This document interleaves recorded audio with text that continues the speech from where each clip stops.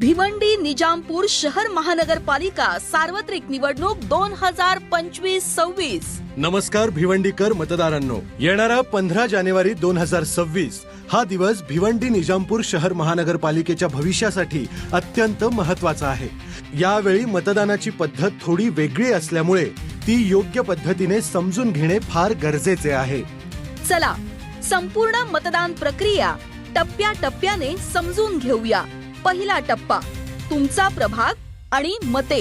यावेळी निवडणूक multi member ward पद्धतीने होत आहे, त्यामुळे एका प्रभागामध्ये 4 किंवा 3 उमेदवार असतील, म्हणूनच एका मतदाराला वेगवेगळ्या जागांसाठी 4 किंवा 3 वेळा मतदान करायचे आहे। महानगरपालिकेत एकूण 23 प्रभाग आहेत, त्यातील 21 प्रभागांमधील मतदारांना 4 मतं द्यायची आहेत, तर प्रभाग क्रमांक 15 आणि 22 मधील मतदारांना 3 मतं द्यायची आहेत। दुसरा टप्पा ईव्हीएम मशीन बद्दल माहिती।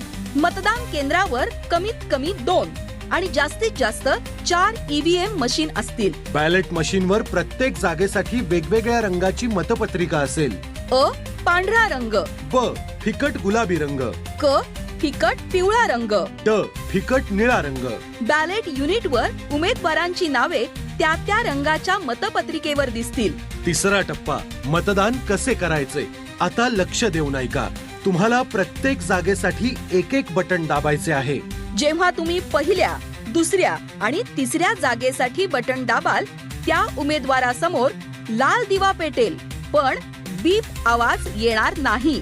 याचा अर्थ मतदान सुरू आहे, ते अजून पूर्ण झालेले नाही। शेवटच्या म्हणजे अंतिम जागेसाठी बटन दाबल्यानंतरच बीप आवाज येईल।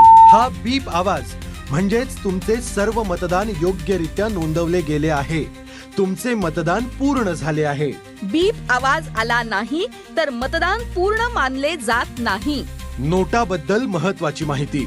जर तुम्हाला कोणताही उमेदवार पसंत नसेल तर प्रत्येक जागेसाठी नोटा म्हणजेच नन ऑफ द अबोव हा पर्याय उपलब्ध आहे। तुम्ही त्या जागेसाठी नोटाचे बटन दाबू शकता। मतदानाची तारीख आणि वेळ गुरुवार 15 जानेवारी 2026 रोजी सकाळी 7:30 ते सायंकाळी 5:30 पर्यंत। वेळेत मतदान केंद्रावर जा, ओळखपत्र सोबत ठेवा आणि योग्य मतदान करा।